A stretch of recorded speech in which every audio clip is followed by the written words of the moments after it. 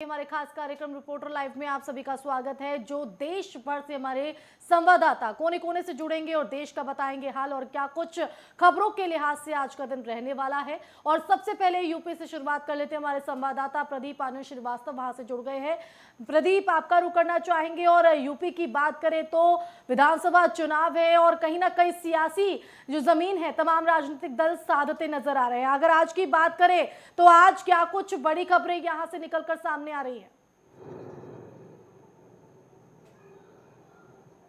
देखिए, अगर उत्तर प्रदेश की बात करें तो आज उत्तर प्रदेश में एक सबसे बड़ी खबर यह है कि आज समाजवादी पार्टी और गुड़वाना पार्टी जो है दोनों एक साथ संयुक्त रूप से साझा प्रेस कॉन्फ्रेंस करेंगे। दोनों का गठबंधन हो रहा है। 12:30 बजे अखिलेश यादव प्रेस कॉन्फ्रेंस करेंगे, क्योंकि गुड़वाना समाज जो है वो काफ़ी दिनों से बीजेपी के साथ था, लेकिन अब इस चुनाव में वो बीजेपी का दामन छोड़ के समाजवादी पार्टी के साथ आ रहा है। तो उत्तर प्रदेश के लिए एक राजनीतिक बड़ी अहम खबर यह है। अगर दूसरी खबर की बात करें तो आज भारतीय जनता युवा मोर्चा की प्रदेश कार्यकारिणी की एक बड़ी बैठक आहूत की गई है, जो शुरू हो चुकी है। तेजस्वी सूर्या इसका प्रतिनिधित्व कर रहे हैं और इसमें सीएम योगी अभी कुछ ही देर में पहुंचेंगे। अगर हम तीसरे खबर की बात करें तो तीसरे खबर में आज जो है प्रियंका गांधी कुछ देर पहले कॉल हाउस के लिए निकली हैं। आज वो दिल्ली के लिए प्रस्थान करेंगी, लेकिन अब वो हफ्ते में 5 दिन लखनऊ में उत्तर प्रदेश में रहेंगी, उत्तर प्रदेश की ज़मीन को समझेंगी और जो कांग्रेस पार्टी की खोई हुई ज़मीन उसको वापस लाने की कोशिश करेंगी। चौथे बड़ी खबर की बात करें तो आज एडीजी एलओ और डीजीपी को सीएम योगी आदित्यनाथ ने तलब किया है। कानून व्यवस्था पर उनसे सवाल जवाब किया है। उत्तर प्रदेश की कानून व्यवस्था इस तरह से दुर्बल क्यों है, क्योंकि अगर हम बात करें तो गोरखपुर में कानपुर के व्यवसायी की हत्या संदिग्ध रूप में पुलिस कर्मियों के द्वारा होती है। फिर अगर हम कल की बात करें, कल भी एक मनीष नाम की युवक की हत्या गोरखपुर में उसी थाना क्षेत्र में उसी जगह हुई है। तो उत्तर प्रदेश में विपक्ष जो है पूरी तरह से भारतीय जनता पार्टी की सरकार को घेर चुका है। इसको लेकर सीएम योगी ने इनको बुलाया है। ये 4 बड़ी खबरें हैं जिस पर आज नेटवर्क 10 की नजर है। जी बिल्कुल प्रदीप, जिस तरह से बीजेपी प्रदेश कार्यकारिणी की बैठक चल रही है, इसका मुख्य एजेंडा यहाँ पर क्या, कौन कौन मंत्री शामिल इस बैठक में? देखिए, अगर हम बात करें तो उत्तर प्रदेश भारतीय जनता युवा मोर्चा की जो टीम है वो काफ़ी बड़ी टीम है। उत्तर प्रदेश में तेजस्वी सूर्या को लाया गया है। तेजस्वी सूर्या राष्ट्रीय स्वयं संघ के बौद्धिक विभाग के प्रमुख रहे हैं और इसके अलावा दक्षिण भारतीय से आए हुए उत्तर प्रदेश के लिए एक बड़ा चेहरा माने जाते हैं। युवाओं में काफ़ी लोकप्रिय माने जाते हैं और अगर हम बात करें तो उनके कंधे पर उत्तर प्रदेश की पूरी जिम्मेदारी है। इस पूरे कार्यक्रम में मुख्य रूप से सीएम योगी खुद शिरकत कर रहे हैं, जो युवाओं को 2022 को फतह करने का मूल मंत्र देंगे। अगर हम बात करें तो अभी जो है लखनऊ में लखनऊ के आसपास क्षेत्रों में जो है बारिश का जो है एक शुरू हो गया है। मौसम अचानक खराब हुआ है और निरंतर जो है करीब आधे घंटे से बारिश भी हो रही है। जी बिल्कुल प्रदीप, बहुत बहुत शुक्रिया आपका जुड़ने के लिए, तमाम जानकारी देने के लिए। और अब दिल्ली का रुख कर लेते हैं। दिल्ली से हमारे संवाददाता गुलशन सैफी जुड़े हुए हैं। गुलशन, अगर दिल्ली की बात करें तो यहाँ पर आज क्या कुछ खास रहने वाला है? दिन भर कौन से मुद्दों और कौन सी खबरों की गूंज सुनाई पड़ेगी? आसिमा, शुरुआत करेंगे दिल्ली के मौसम से। दिल्ली के मौसम में आज धूप खिली हुई है और मौसम बिल्कुल साफ है।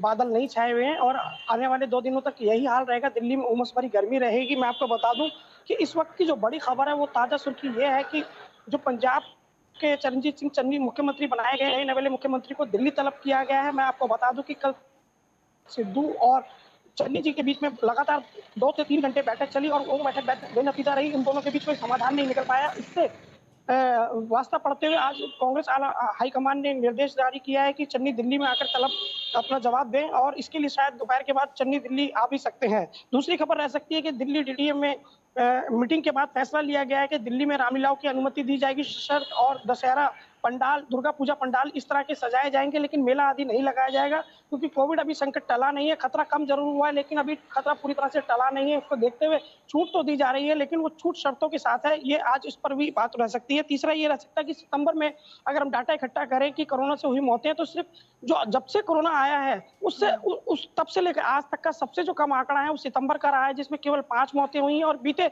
24 घंटे में दिल्ली में केवल 47 नए मामले आए हैं, जिससे साफ तौर पर यह जाहिर होता है कि हम एक न्यू नॉर्मल जो है उसकी तरफ बढ़ रहे हैं तेजी से और सरकारों के प्रयास रंग ला रहे हैं। चौथा ये हो सकता है कि मैं आपको बता दूं कि हिंदुस्तान में पहली बार करीब 53 नाइजीरियन मूल और अफ्रीकन मूल के लोगों पर कार्रवाई की है। स्थानीय थाना था मोहन गार्डन, जिसमें देर रात उन्होंने एक साथी की मौत होने से गुस्साए अफ्रीकन नाइजीरियन मूल के लोगों ने थाना परिसर में हंगामा काटा, बवाल काटा। उसके बाद तोड़फोड़ की, कई पुलिस कर्मियों से धक्का मुक्की हुई और पुलिस को अपनी सुरक्षा के लिहाज से हवाई फायरिंग भी करनी पड़ी। जी बिल्कुल, बहुत बहुत शुक्रिया और इन खबरों पर नजर बनाए रखिए गुलशन। तो तमाम जानकारी देने के लिए। और अब उत्तराखंड का रुख कर लेते हैं, जहां योगेश सेमवाल हमारे साथ जुड़ गए हैं और पहाड़ों पर क्या कुछ खास आज के दिन रहने वाला है ये उनसे जानने की कोशिश करते हैं। योगेश, आपके पास क्या कुछ ताजा अपडेट है आज के दिन को लेकर?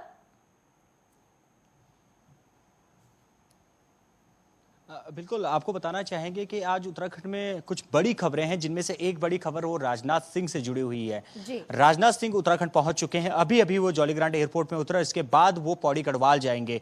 पौड़ी गढ़वाल में चेक वितरित करेंगे और सबसे बड़ी बात है, घसियारी योजना का जो है वो शुरुआत करेंगे उत्तराखंड में। कुछ दिन पहले ही प्रधानमंत्री ने भी इस योजना के बारे में कहा था, इस योजना को सराहा था और उसी के तहत अब उत्तराखंड में घसियारी योजना का शुरुआत होगी। घसियारी योजना अगर कहें तो उत्तराखंड में वो महिलाएं जो घास काटने के लिए जंगल में जाती हैं, जो अपने पशुओं के लिए चारा लेकर आती हैं, उन्हें घसियारी कहा जाता है। उसी के तहत एक योजना की शुरुआत की जा रही है।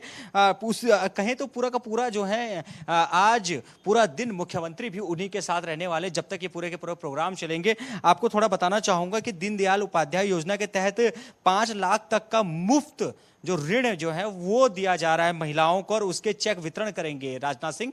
उस दौरान मुख्यमंत्री भी वहां पर मौजूद रहेंगे और उसके बाद लोकार्पण करेंगे घसियारी योजना का और वहां पर भी मुख्यमंत्री मौजूद रहेंगे उनके साथ, पूरा टाइम वहीं पे रहेंगे। और उसके बाद अगर बात करें दूसरी बड़ी खबर की, तो दूसरी बड़ी खबर है पूर्व मुख्यमंत्री हरीश रावत से जुड़ी हुई। एक प्रेस कॉन्फ्रेंस कर रहे हैं अचानक से आनन फानन में। उन्होंने कल शाम को एक प्रेस कॉन्फ्रेंस का कहा कि कल हम प्रेस कॉन्फ्रेंस करके आयोजन किया और आज उनकी प्रेस कॉन्फ्रेंस है 12:30 बजे। उसमें हरीश रावत हो सकता है कई सारे मुद्दों को, उत्तराखंड से जुड़े हुए मुद्दों को रखें। पिछले दिनों की अगर बात करें तो हरीश रावत पंजाब में थे, दिल्ली में थे, क्योंकि जो कुछ घमासान पंजाब में चल रहा था वो वहीं पर मौजूद थे, क्योंकि प्रभारी है वो पंजाब के। लेकिन अब वो उत्तराखंड लौट आए हैं और लगातार एक्टिव थे सोशल मीडिया पे उत्तराखंड को लेकर कई सारी चीजें। फिलहाल अगर बात करें चुनाव है, चुनाव से पहले हरीश रावत काफी एक्टिव भी नजर आते हैं, नजर आ भी रहे हैं। तो उसे देखते हुए प्रेस कॉन्फ्रेंस है, क्या कुछ रहेगा ये तो फिलहाल पता नहीं है, लेकिन इतना जरूर है कि प्रेस कॉन्फ्रेंस जब उन्होंने खुद की है तो जरूर किसी बड़े मुद्दे को लेकर वो प्रेस कॉन्फ्रेंस करने जा रहे हैं। तीसरी अगर बात करें तो एक साइबर को लेकर एक प्रेस कॉन्फ्रेंस है यहाँ पर कि बिल्कुल बिल्कुल, आप बताइए योगेश, तीसरी बड़ी खबर आपके पास क्या है? उसके बाद मैं अपना अगला सवाल आपसे लूंगी।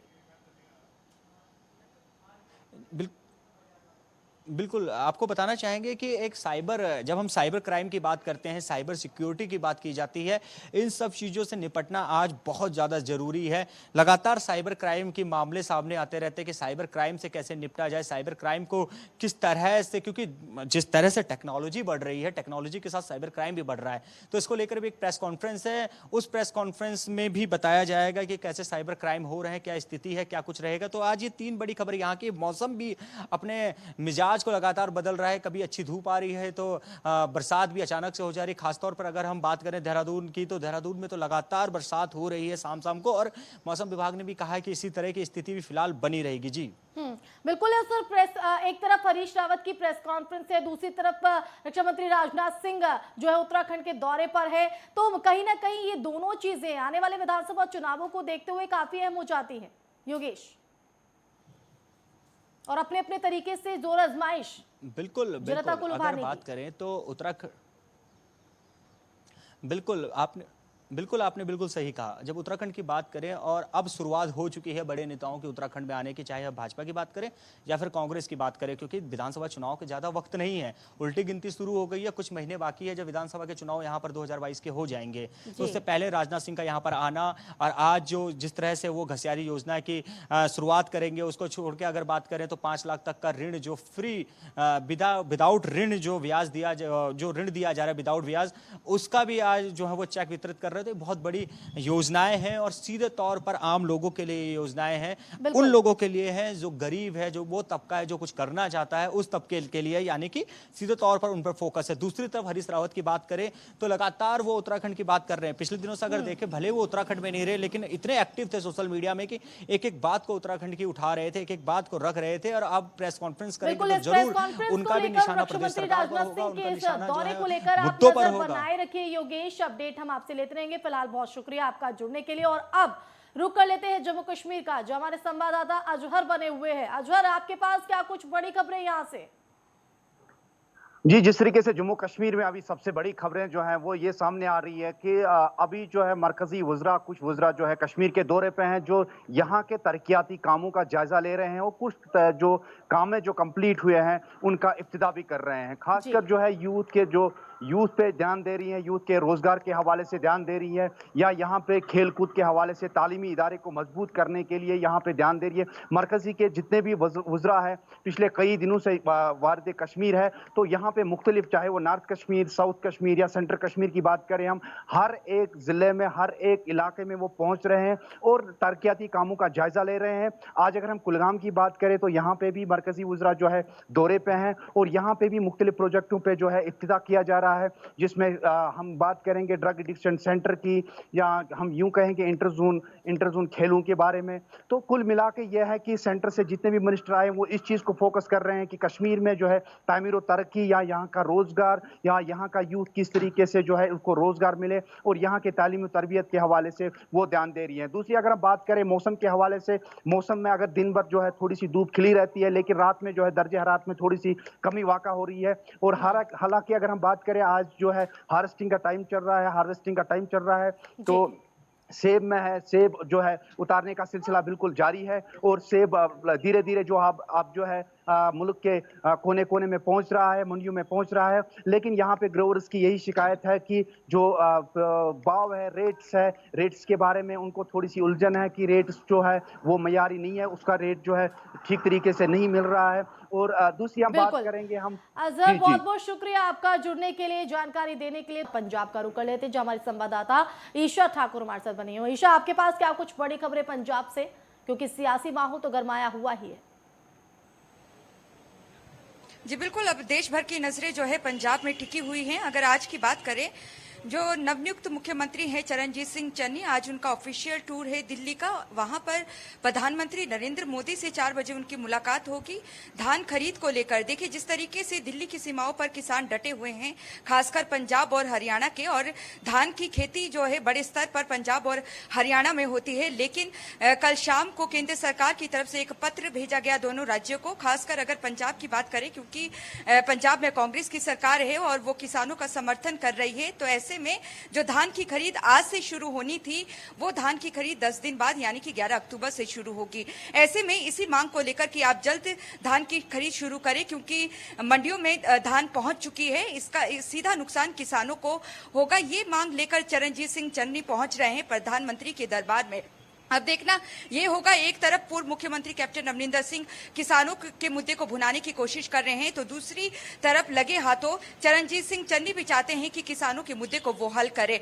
देखना ये होगा कि जो किसानों को लेकर एक पत्र भेजा है केंद्र सरकार की तरफ से, जहां उन्होंने कहा है कि नमी की मात्रा ज्यादा होने के चलते जो धान की खरीद है वो एमएसपी में 11 तारीख से खरीदी जा सकती है, ना कि आज से सरकारी खरीद शुरू होगी। अब देखना ये होगा, किसानों का तो कहना है कि अगर खरीद नहीं हुई तो वो आंदोलन शुरू करेंगे, और यही मांग लेकर पहुंच रहे हैं चरणजीत सिंह चन्नी प्रधानमंत्री नरेंद्र मोदी के पास।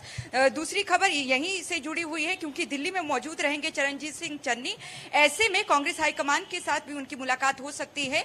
जिस तरीके से कल बैठक हुई, बैठक में अनबन भी देखी गई नवजोत सिंह सिद्धू और चरणजीत सिंह चन्नी के बीच में, और एक पैनल का गठन यहाँ पर हरीश चौधरी जो कांग्रेस के नेता है उन्होंने जरूर कल की बैठक में किया, कि जिसमें 3 सदस्य होंगे, मुख्यमंत्री चरणजीत सिंह चन्नी, नवजोत सिंह सिद्धू और कांग्रेस पंजाब प्रभारी हरीश रावत। लेकिन यहाँ पर ये सवाल उठता है कि ये जो सदस्य कमेटी का गठन किया गया है वो इसलिए किया गया है कि आगे जाकर मुख्यमंत्री चरणजीत सिंह चन्नी अगर कोई नियुक्ति करते हैं, कोई फैसला करते हैं, तो ये हर सप्ताह ये 3 सदस्यीय कमेटी उसके बारे में अवलोकन करेगी, उसका आंकलन करेगी, क्या ये जो नियुक्तियां हैं वो सही हैं या नहीं। तो आप देख लीजिए कि कैप्टन अमरिंदर सिंह के ऊपर ये खेमा एक तरीके से ये आरोप लगा रहा था कि 4.5 सालों में कैप्टन अमरिंदर सिंह को सरकार चलानी नहीं आई। तो ऐसे में देखिए, मुख्यमंत्री का राइट्स होता है कि वो कोई भी फैसला ले सकते हैं, लेकिन यहाँ तो 3 सदस्यीय कमेटी का गठन कर दिया गया है जो ये देखेगी कि मुख्यमंत्री सही निर्णय ले रहे हैं या नहीं।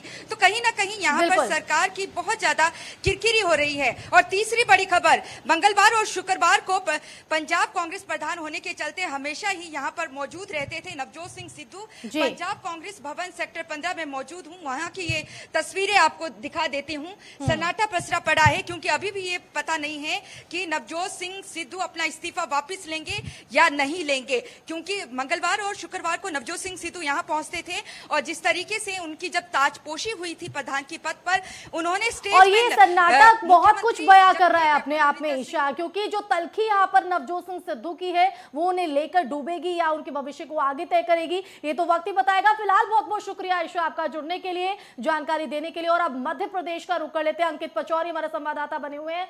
अंकित, आपके पास क्या कुछ बड़ी खबरें हैं यहाँ से? आजमा, मध्य प्रदेश में जो ओबीसी का जो 27% आरक्षण है उसको लेकर के अब सियासत मध्य प्रदेश में गरमाने लगी है। उपचुनाव भी मध्य प्रदेश में आने वाले हैं, 3 विधानसभा सीटों पर चुनाव है, एक लोकसभा सीट पर चुनाव है। कांग्रेस ने एक प्रेस विज्ञप्ति जारी कर जो प्रदेश सरकार है उस पर आरोप लगाया है कि जो लगातार जो हाईकोर्ट में 27% का आरक्षण का मामला जो चल रहा है कोर्ट में, वो उसमें पैरवी यहाँ पर सरकार ठीक तरीके से नहीं कर पा रही है। तो लगातार जो कांग्रेस है वो बीजेपी पर कहीं ना कहीं अब हमलावर है कि जो 27% आरक्षण ओबीसी को दिया जाना है उसको लेकर कहीं ना कहीं लापरवाही यहाँ पर प्रदेश सरकार बरत रही है। दूसरी खबर की बात करें आसमा, तो मध्य प्रदेश में आज जो है जो उपचुनाव है उसकी विज्ञप्ति यहाँ पर जो है अधिसूचना जारी होनी है। तो मध्य प्रदेश की जो 3 विधानसभा सीट है, रेगांव, पृथ्वीपुर और जोबट, साथ ही जो एक लोकसभा सीट है खंडवा, उस पर चुनाव के लिए आज जो अधिसूचना जारी हो सकती है। और जो नामांकन की जो तारीख है वो 8 अक्टूबर यहाँ पर रखी गई है। 8 अक्टूबर तक यहाँ पर मध्य प्रदेश में जो विधानसभा के उपचुनाव है वो उनके नामांकन यहाँ पर होने हैं। तीसरी खबर की आसमा हम बात करें तो मध्य प्रदेश में एक एडिशनल एसपी हैं राजधानी भोपाल में जो रेडियो मुख्यालय पर हैं। उनकी उत्तर प्रदेश के एक महिला ने उनकी एक शिकायत की है कि वो एडिशनल एसपी जो है संदेश जैन, वो उत्तर प्रदेश के कुछ अधिकारियों को फोन करके अपने रिश्तेदारों की सिफारिश कर रहे हैं। तो ये शिकायत जो है मुख्यमंत्री से लेकर मध्य प्रदेश के जो गृह मंत्री हैं नरोत्तम मिश्रा, उन तक पहुंच चुकी है। तो जानकारी मिली है कि अब जो संदेश जैन है एडिशनल एसपी, उन पर कहीं ना कहीं अब जो पुलिस मुख्यालय है वो कार्रवाई कर सकता है। आसमा, बिल्कुल अंकित, इन खबरों पर नजर बनाए रखिए। फिलहाल शुक्रिया आपका जुड़ने के लिए। और अब झारखंड लिए चलते हैं, जहां हमारे संवाददाता सूरज बने हुए हैं। सूरज, झारखंड की बात करें तो आज खबरों के लिहाज से आज यहाँ क्या दिन रहने वाला है?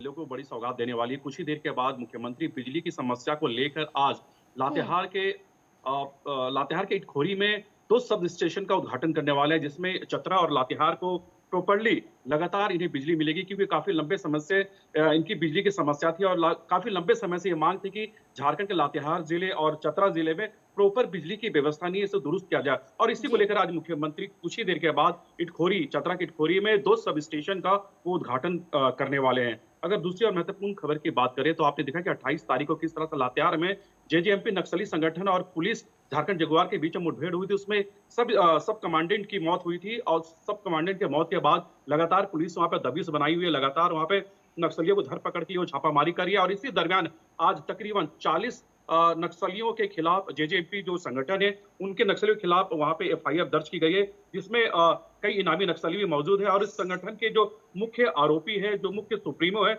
उनके खिलाफ भी यहाँ पर मामला दर्ज किया गया। तो ये कह सकते हैं कि जिस तरह से 28 तारीख को जिस तरह से पुलिस नक्सली मुठभेड़ में जो जवान शहीद हुए थे, उसे लेकर पुलिस लगातार वहां पे छापेमारी कर रही है। अगर हम दूसरी तरफ बात करें मौसम को लेकर तो बंगाल की खाड़ी में निम्न लो प्रेशर बनने के वजह से झारखंड के कई जिलों में सुबह से लगातार बारिश हो रही है। रांची में भी लगातार सुबह से बारिश हो रही थी, लेकिन अभी फिलहाल यहाँ का मौसम साफ है। लेकिन रांची के अलावा अगर हम अन्य जिलों की बात करें तो उस इलाकों में लगातार सुबह से ही बारिश देखी जा रही है। मौसम वैज्ञानिकों ने साफ कहा कि आने वाले 4 दिनों तक रांची समेत कई जिलों में इसी तरह से मौसम बना रहेगा। जी बिल्कुल, बहुत बहुत शुक्रिया सूरज आपका जुड़ने के लिए, जानकारी देने के लिए। तो खबरों के लिहाज से आज झारखंड का दिन भी काफी अहम है और ऐसे में देश के कोने कोने से जुड़कर हमारे संवाददाताओं ने हमें जानकारी दी है और इन खबर पर पल पल की अपडेट हम आपको देते रहेंगे नेटवर्क 10 पर।